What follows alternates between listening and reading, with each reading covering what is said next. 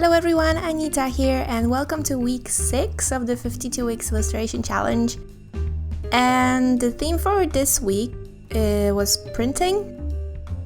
And I had a very big problem with actually finding kind of like a topic to paint because the first thing that came to my mind when I heard the word printing was a typewriter. Yeah, I know, it's a little bit weird. But I really wanted to incorporate that typewriter, you know, if that's the first thing you think about, then you should go with it. I'm using a few different techniques in this painting. I wanted to challenge myself a little bit more and kind of like experimenting with different things. And as you can see, the background has this blue pattern going on. And this pattern was actually made with a masking pen, which is a Molotov masking liquid pen. It's basically, you know, just a masking fluid in a pen form. And it's really cool. I really like that idea. So I wanted to try it out. And that's what it is. It was really easy to, you know, to draw the pattern. And, you know, it makes it easier to create really nice background. And so I'm covering the whole background with a few layers of watercolor. I wasn't really sure about the color scheme. At first I really wanted to create a blue background and have the girl have, you know, red hair. But that's pretty much what I've done last week. So I really love red hair, so that's, yeah, I wanted to break that. So I went with this. Yeah, it took a bit of a yellow orangish background color. Later on I'm incorporating more different hues, different colors.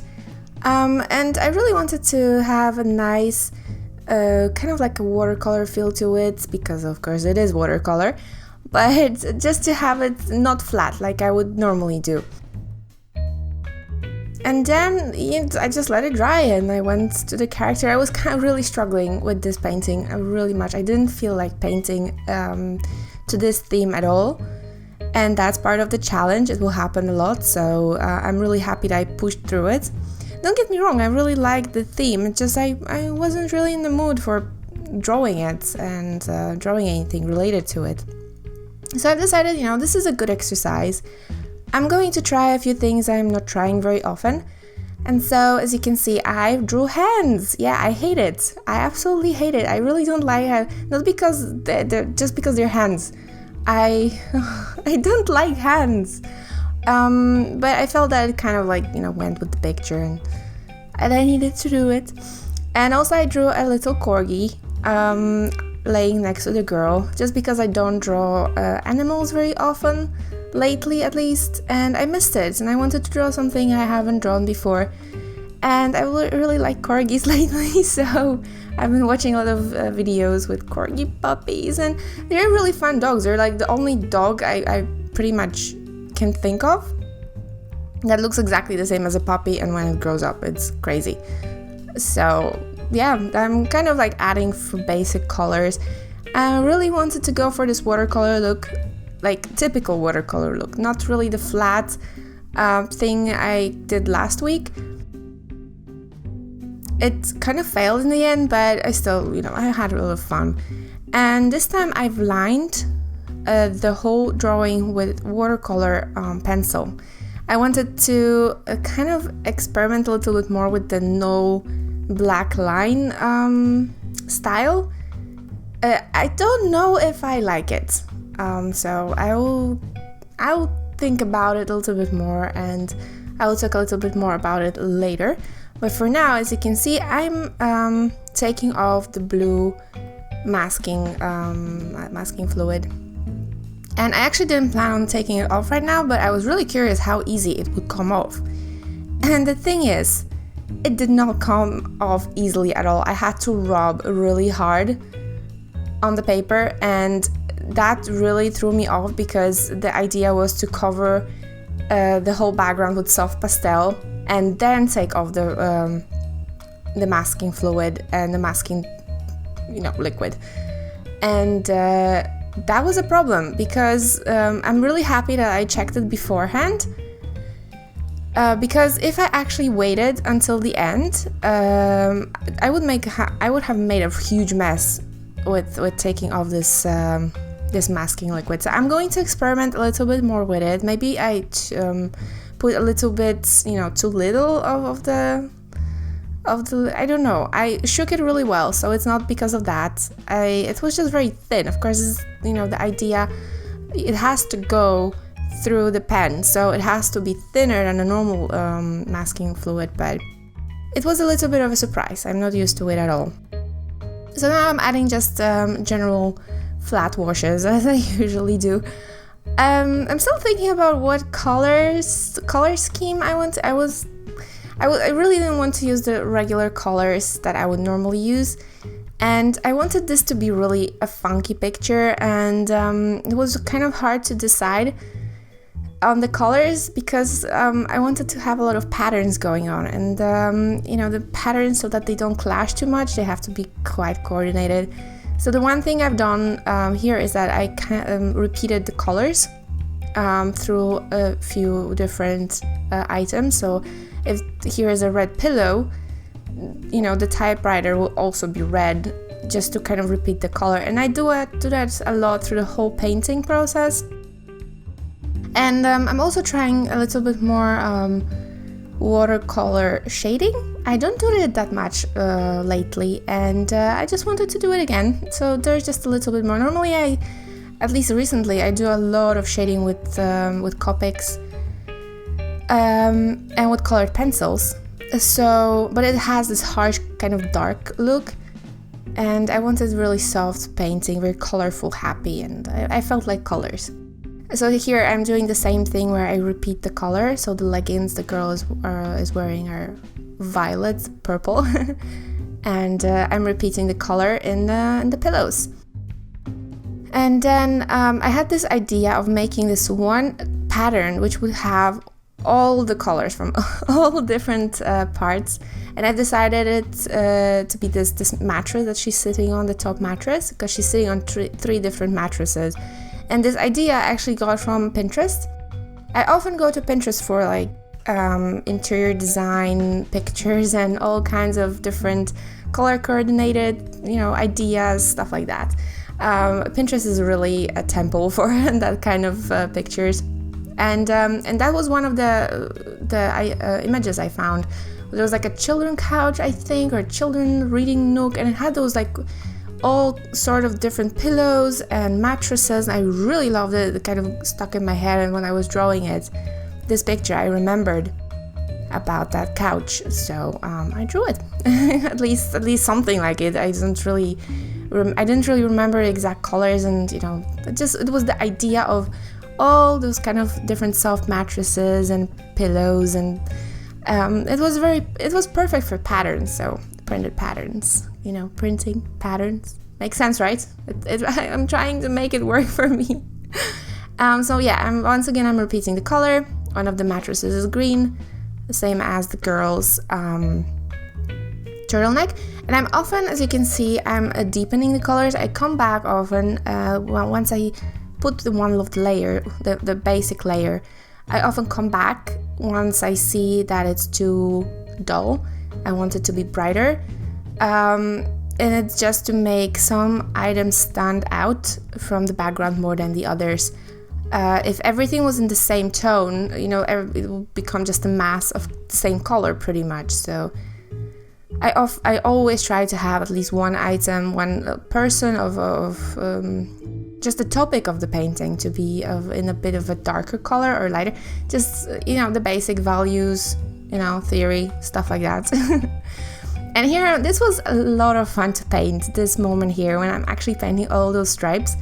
I was trying to repeat the same pattern on the pillow behind her, again with the same idea. It kind of makes the whole of the patterns work together if they're repeated. At least that's what I feel. They're not identical because I didn't have enough space, and I still wanted it to be a bit different. So as you can see, the stripes are separated, differently. but and I loved these colors. And this actually also is something I've seen before. Back in the day when I was going to this interior design course, there was this girl, and she was going to art school at that time, and she had this project going on when she had to draw a lot of different colored stripes that were coordinated somehow with each other. I don't really remember the specifics, but I remember how much I liked that idea of those different stripes next to each other. They were all different, but they all worked really well together. And so I wanted to create something similar. And I'm using kind of like washed out colors, at least not all of them, of course, but some of them. I wanted to have the idea that these are items that have been used a lot.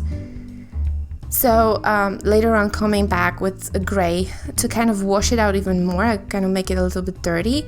Like, I wanted this to be a place where she probably comes a lot to work. Maybe she's just a writer, or I don't know. To me, she was this person who actually had an idea, and she was thinking about it and writing it down on her little pink typewriter. I want to have one so badly. I don't even write on a typewriter.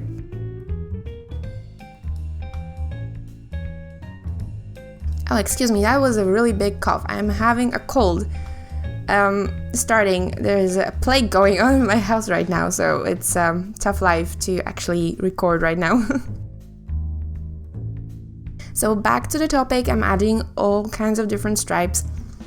This is not exactly how I wanted it to look, but I liked it in the end, so I just left it like that. Originally, this mattress was supposed to be kind of like quilted, I think it's called, when these are actually indentations. Like, it's I don't remember how it's called. It's like tufted, it's kind of like a bit roundish, like a real mattress would be. But in this picture it looks striped. These are basically just stripes. But it didn't bother me in the end, so I just left it like that. I kind of actually like this. It was pretty dark, so it gave the whole picture a nice base. Like, it's kind of gave it a foundation, if that makes sense. And I keep adding like layers of color, just trying to make it darker. And here there was one very big new innovation in my painting experiment. I really wanted to add lines with just a paintbrush, and the color similar to what's in the similar shade to the actual color with the wash or something. So in this case, it's a darker version of her hair color and so on. You get the idea, right? And I don't know if I like that. If in the end, in some places it was too light. I didn't want those lines to be too much like darker than the actual like hair, for example. Here I didn't want that color to be much darker. So in this case it worked because the hair is really dark, but in other cases sometimes the color was all barely visible just because the item itself was so light. But more about this in a second. Here I'm doing a shading with colored pencils. I really didn't feel like doing I don't feel lately like doing shading with watercolors at all. I don't know where it's coming from. I used to love doing that, and basically colored pencils with just a little for extra little touches. But I really like the way colored pencils look on top of the watercolor, and the way they get really soft and smooth, but they have a tiny little bit of texture. They look so plump. I don't know. That's the only word that comes to my mind. And that's why I do it a lot lately. And here I'm coming with a fine liner. I wanted to have her eyes and all features aligned with the same color as the hair. But I gave in. I really I don't know. Even though I used the same colors for lines in pretty much everywhere. I wanted to be consistent. but I still had to go back with the fine liner often just to darken some of the areas. It felt like, you know, some of them were just too flat, especially in the shadows. I need to have more contrast in my pictures, just otherwise they don't feel right. So here I'm working on the eyes, and I wanted them to be really bright blue, so I'm adding a little bit of white gouache in the middle of the iris. Is that the iris? No. Oh my god, I will stop talking right now. So I'm adding just some white details, and as you can see, normally I would work in stages, so I would do watercolor stage first, then go with like a Copic stage, colored pencil stage, but here I'm actually doing all of it at the same time, so I'm actually finishing one part before going to the other.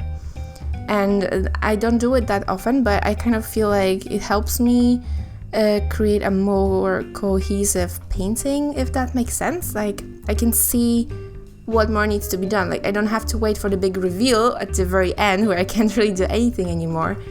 And I like it. I don't know, of course, if I will do it constantly, but for now I like it. So I'm adding a little bit of the details to the sweater, and see here I like it, the darker green.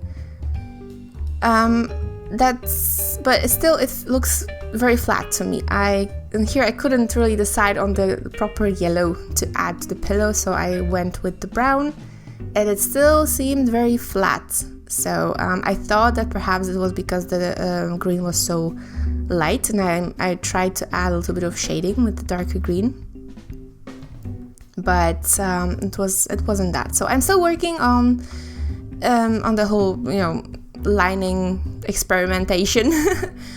But I like it. I like that this challenge is kind of helping me to try things I would probably feel like I don't have time to try normally doing other work, because this is purely a private project for me.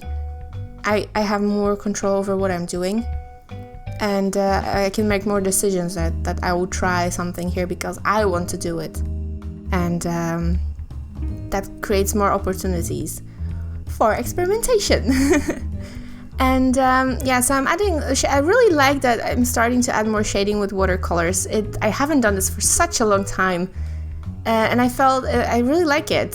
I really like how it is. It's just a basic shading. I'm adding, as you can see here, that the gray I was talking about, just to add a little touch of depth. There's an actual edge to that mattress.